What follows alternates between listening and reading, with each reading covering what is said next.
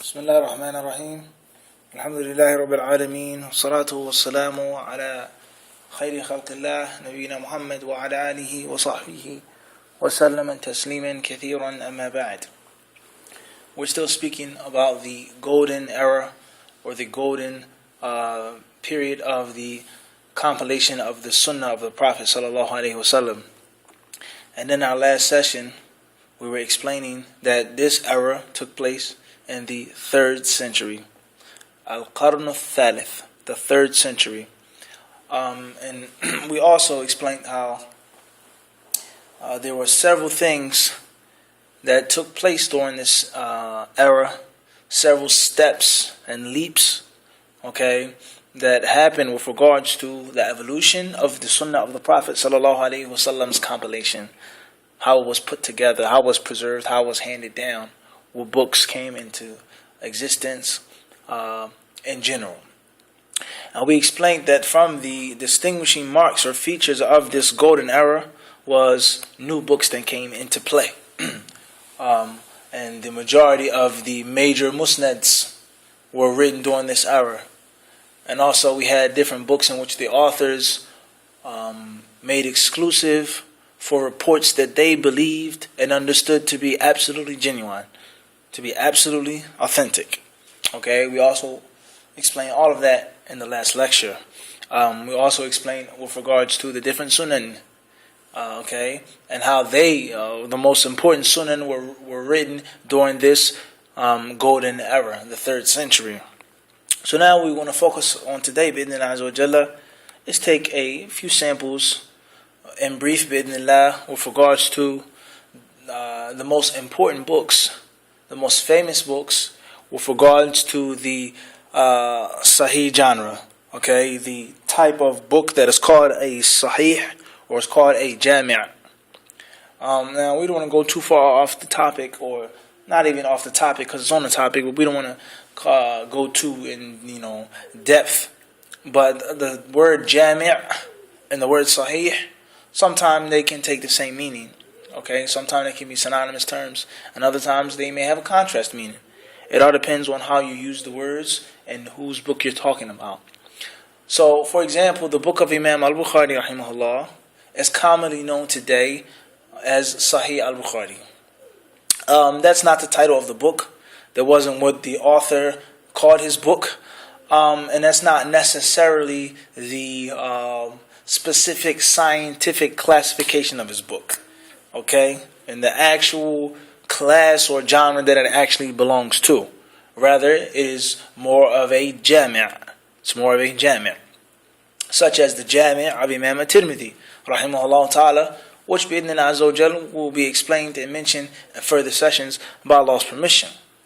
Also from the most famous and from the most important and from the most authentic and from the most thoroughly brilliantly put together books in this golden era of this quote-unquote Sahih genre is the book of Imam Muslim, rahimahullah ta'ala. Imam Muslim was one of the most hard-working and one of the most brilliant pupils of Imam al-Bukhari, rahimahullah ta'ala. He was his friend and he was also his student. Imam Muslim's book also is commonly known today as Sahih Muslim, and it is also a widespread error, whereas that's not the title of his book. He didn't name his book that.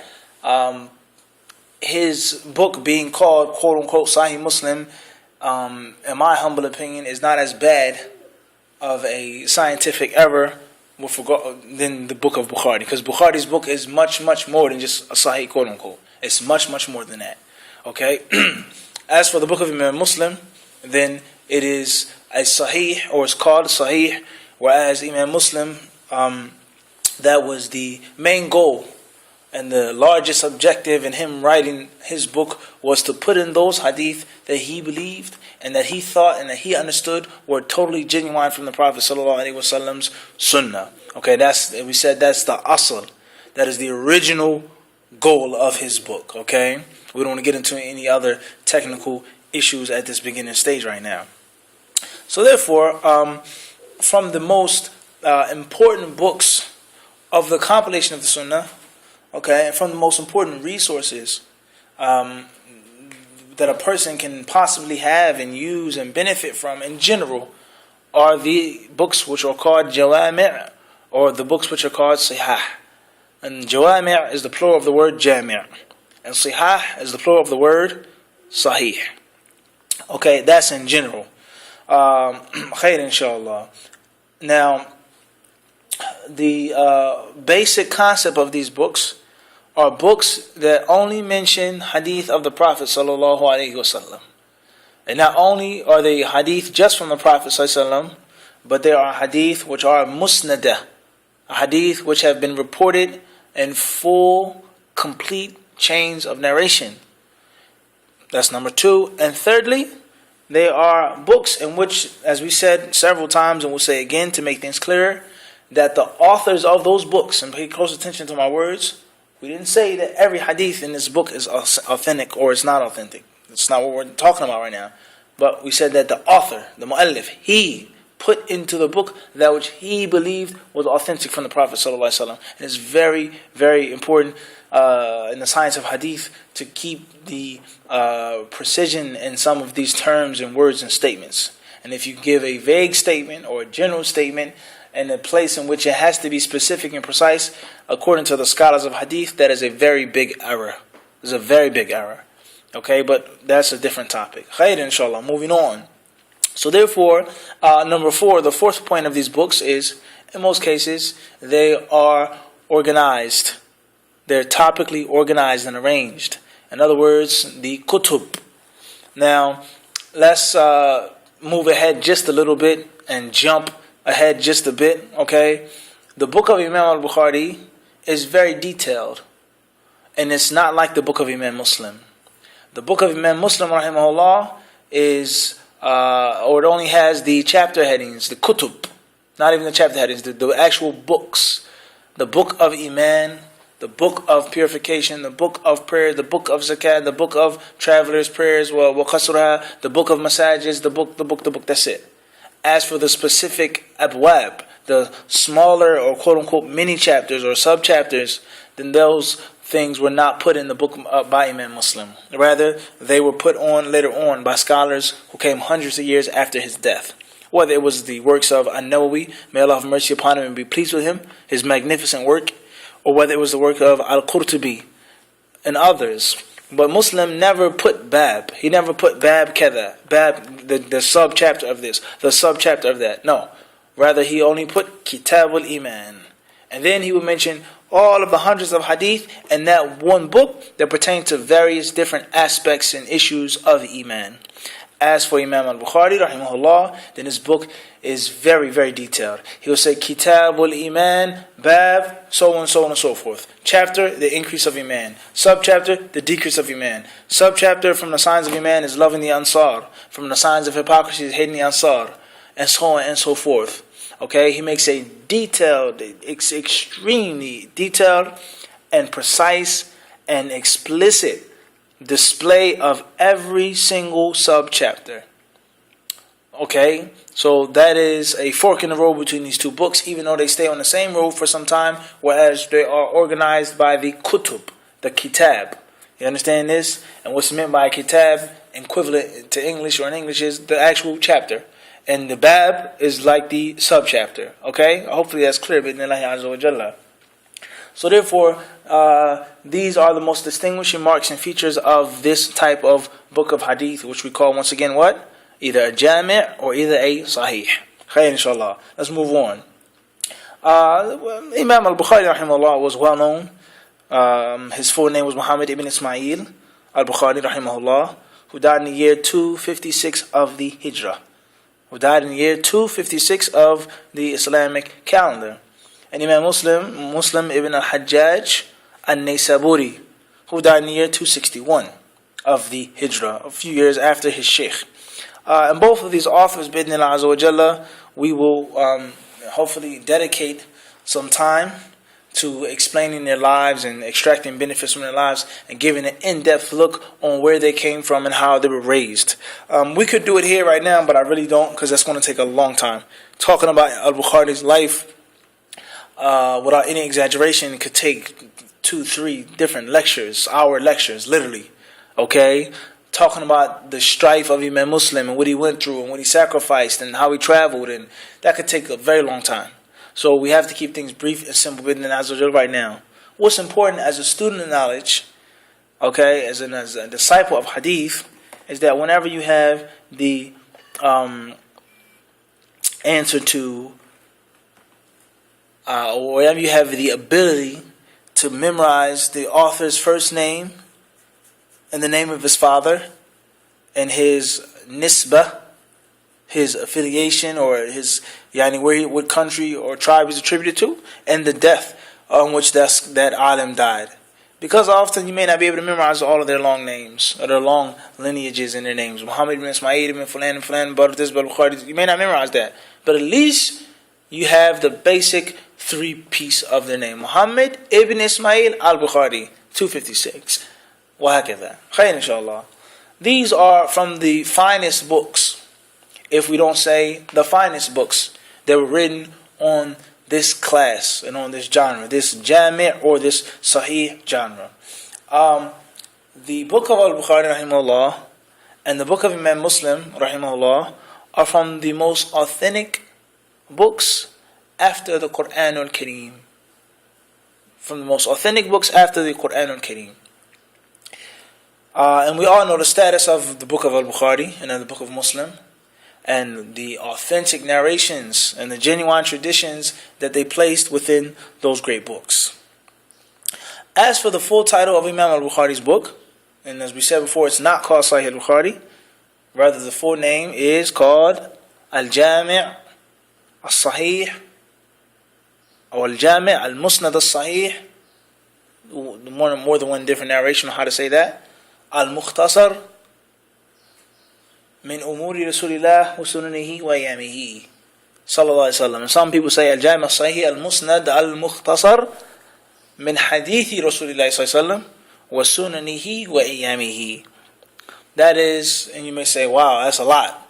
That's a mouthful. Okay, that's a whole lot. It's not that long. That is the proper original title of the book of Bukhari, and not under any circumstance Sahih al-Bukhari. That's not the title of the book.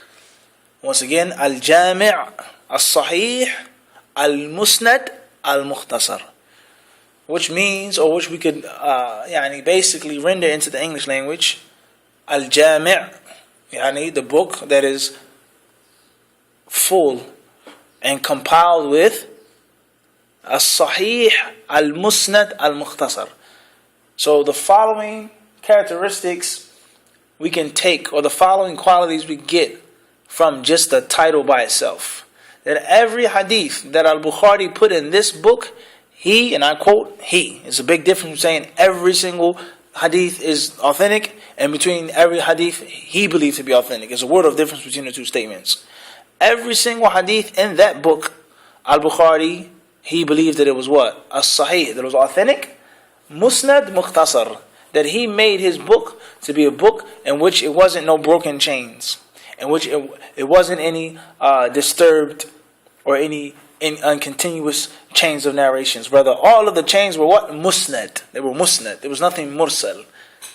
Everything was musnad, and we explained what the word musnad means in the lessons on al-Bayquniyah. So every hadith in that book was musnad. It was attributed to a companion who attributed to the Prophet ﷺ, and it was also sahih, it was authentic. He believed that they were all genuine and authentic. However, the book is called, he says, Mukhtasar. That is in brief, it's summarized. Allahu Akbar. You realize this, brothers and sisters, that the book of al-Bukhari is a summarized book. If the book of Bukhari is summarized, then what do you think about a book of hadith that's not summarized? It's a long, extended version. Okay, this goes to show you the richness of the hadith culture, how rich it was, that a magnificent, groundbreaking, monumental work like the book of Bukhari is considered to be mukhtasar. And he says, what is this hadith, or what is this book, what is it talking about? He says, min hadith Rasulillah, the authentic narrations of the Prophet ﷺ. So we understand that the original purpose of his book was not the statements of the companions, was not the fatwa of the companions, was not the statements of the tabi'een and atba' tabi'een, the pious predecessors. He mentions those narrations in his book Sometimes with a chain, sometimes without a chain. Sometimes those narrations are authentically traced back to the companions and tabi'in, and sometimes they're not. But that's not the original purpose of his book. So if you wanted to criticize his book or say something on his book, you couldn't do that with regards to those athar, manqufa and maqtu'ah. And we explained what maqtu' means and what manquf means in the sessions on al-Bayquniyah. What's meant by his book in the original purpose was what? Hadith, marfu'a. That which is attributed to the Prophet alayhi salatu wasalam. He says, min hadith Rasulillah wa sunanihi. His sunan. So, is the word sunnah and hadith, are they synonymous or not? That's an issue in itself. Wa ayyamihi, in the days of the Prophet alayhi salatu wasalam. There is no doubt that these things are very similar and pretty much to a large extent, they're synonymous terms without a doubt. Because the days of the Prophet ﷺ is his seerah. And his seerah is included in his sunnah. And his sunnah is brought to us by way of hadith. So that's the original title of the book of Imam al-Bukhari rahimahullah ta'ala. Okay. Now, let's talk about what makes Sahih al-Bukhari so beautiful. Why is it such a thing of beauty and sheer awe when you look at it, when you read it, and when you study it and memorize it? What's so special about this book? First and foremost, as we said before, that it's not the first book, but it's from the first books. And some people may say it is the first book that was authored with the intention, the sole intention of genuine ahadith. There were other books of some of the people of knowledge who came before Bukhari or lived during his time, in which their books were had a very high percentage of authentic narrations. High percentage. And only a few hadith in there were considered quote unquote to be weak by some other ulama. Okay? So they say that Bukhari was from the first, he was from the pioneers to make a book in which he made exclusive for genuine narrations. So you as a student of knowledge, that is a huge benefit. Is that you come behind this great Imam, and bidnillah azza wa jal, he's umdah, he's a cornerstone, he can be relied upon, and you come behind and you benefit from his works. Bidnillah azza wa jal, with the belief, with the understanding that everything in his book is upon the condition of the author, and the author was very scrupulous and very critical with regards to gathering and compiling these different narrations. And that is a huge benefit as a student of knowledge. Huge benefit. You can come and you can ride off of his efforts and what he sacrificed and his knowledge and expertise and what Allah had gave him, and you take from those authentic, genuine narrations. Okay, another distinguishing mark of the book of Al-Bukhari is that he had a very high level of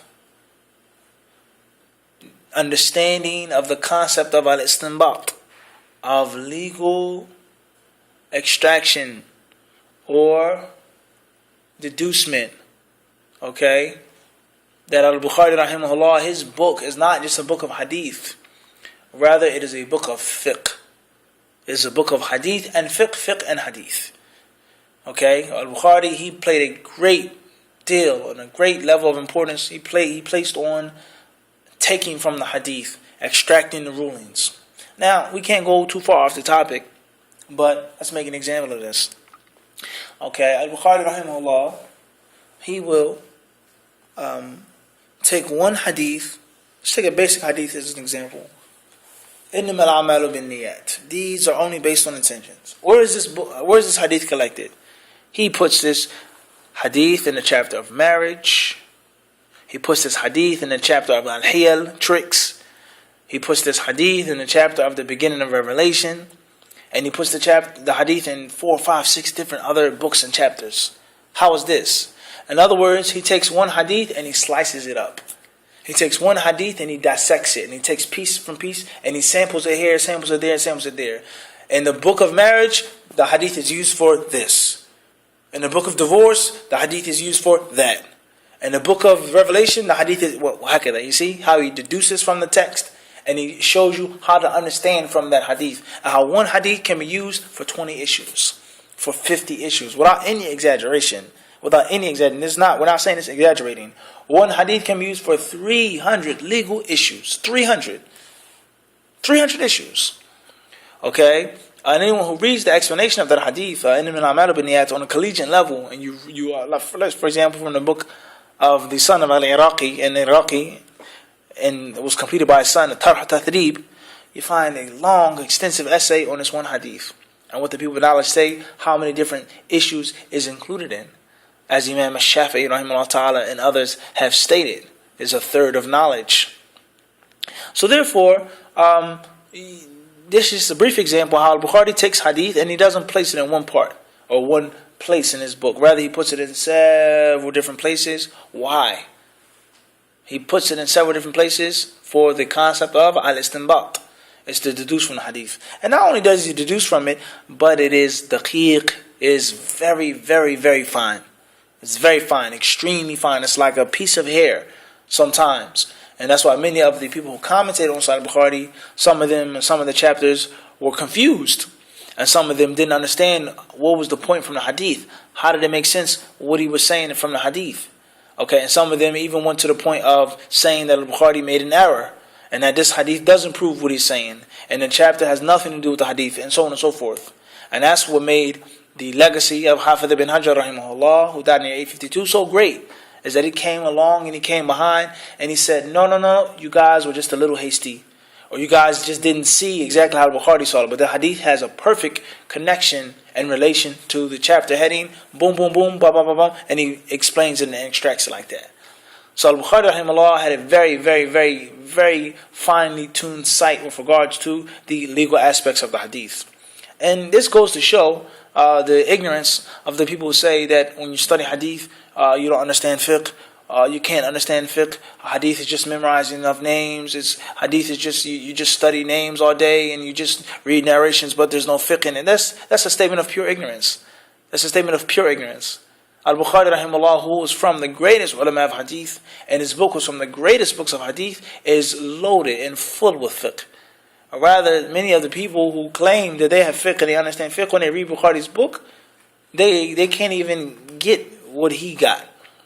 So therefore, we have to be careful. We have to have a value and an appreciation and understanding for this magnificent, monumental work. Also from the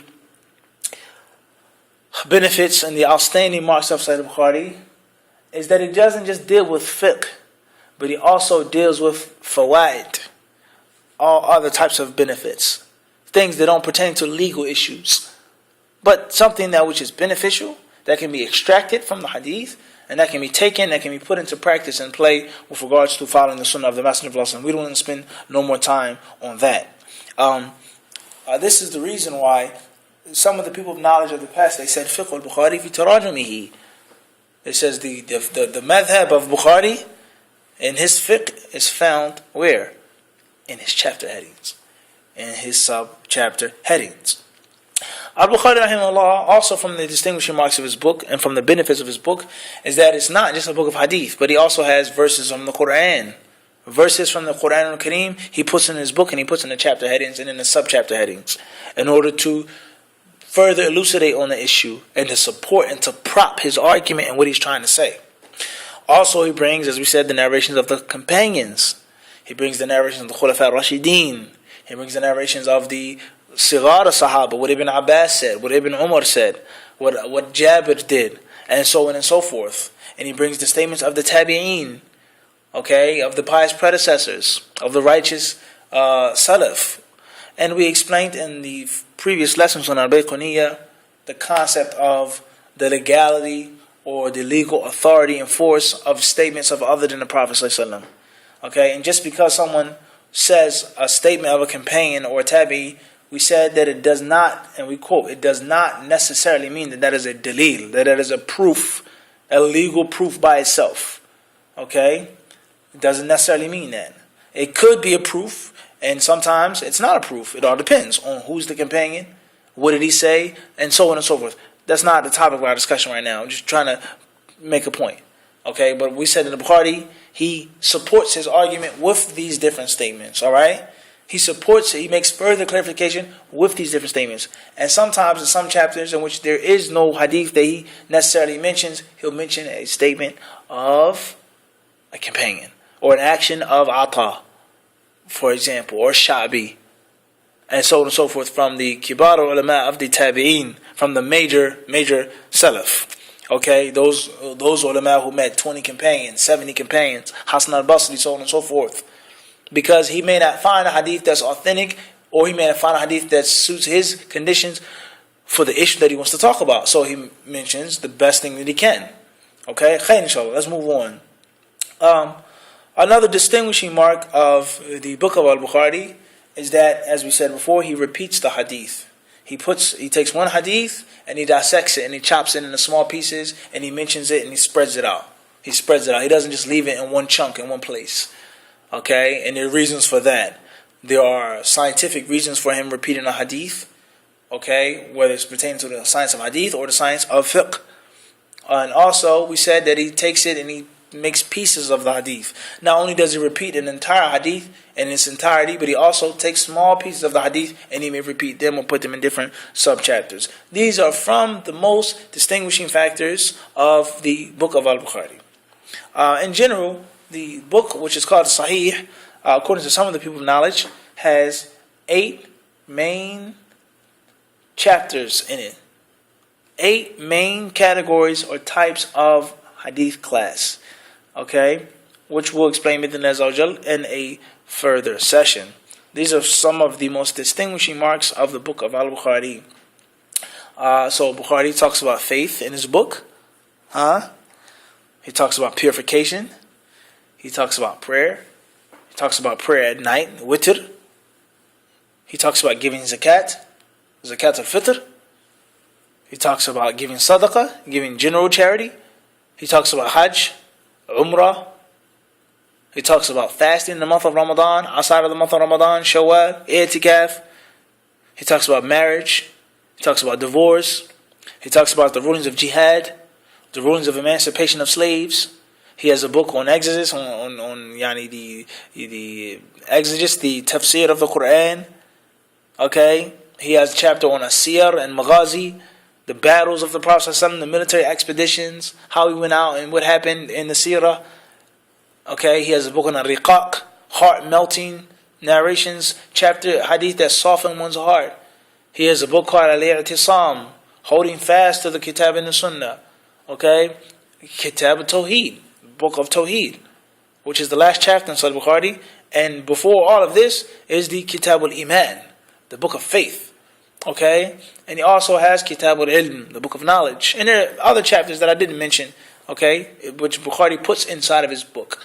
So these are all from the distinguishing marks of Al-Bukhari. Now, of course, a book so gigantic, so titanic as Bukhari's book is going to be a major place of attention of the people of knowledge from far and wide. People want to memorize this book, study it, and most importantly, they're going to do what? They're going to want to explain the book and extract benefits from the benefits that he extracted and expound on it and clarify it and pass it on to the coming generations. So there are several different explanations of the book of Imam al-Bukhari rahimahullah, and it's a very common mistake. People think that Fathul Bari of Hafidh ibn Hajar rahimahullah is the only explanation. No. Rather, there were several ulama who came before Ibn Hajar that explained his book. And there were many ulama who lived during his time that were contemporaries of Ibn Hajar that also explained Bukhari. And there were scholars who came after Al-Hafidh ibn Hajar who made an explanation of Sahih al-Bukhari. However, Al-Hafidh ibn Hajar's book, we say it monopolized the whole entire explanation of Bukhari. His book took the fame, took the fortune, and took the spotlight from most other books, especially to those who are non-specialists, someone who doesn't study hadith in depth and in detail. Even among tulab al-hadith, actual hadith disciples who study hadith and specialize in it, Fath al-Bari is like the crowning achievement of the explanations of Bukhari. And there are other books. But someone who's outside of the circle, many people, they think that's the only explanation of Bukhari. That's it. Rather, we said there were many books that came before and after. However, the book of Hafiz bin Hajar, who died in the year 852 of the Hijrah, the great alim of Egypt, that huge mountain, may Allah have mercy upon his soul, his book, for many reasons that we can't mention right now for lack of time, as we say, took the show and became the household name for explanation of Sahih al-Bukhari.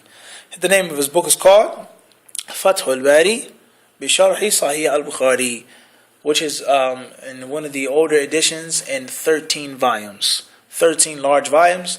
He made an explanation of the book of al-Bukhari. We're going to stop here. We went off the topic a little bit and mentioned some things that we didn't want to get into. However, hopefully it'll be a means of benefit. Allah Azza wa Jalla knows best. Wa sallallahu sallam wa barak ala abdihi wa rasulihi nabiyina Muhammad. If there are any questions or comments or inquiries or something that you don't understand or agree with or whatever the case may be, feel free to post them bi'idhnillahi azza wa jalla, and we'll try to get back with you on those, and Allah knows best.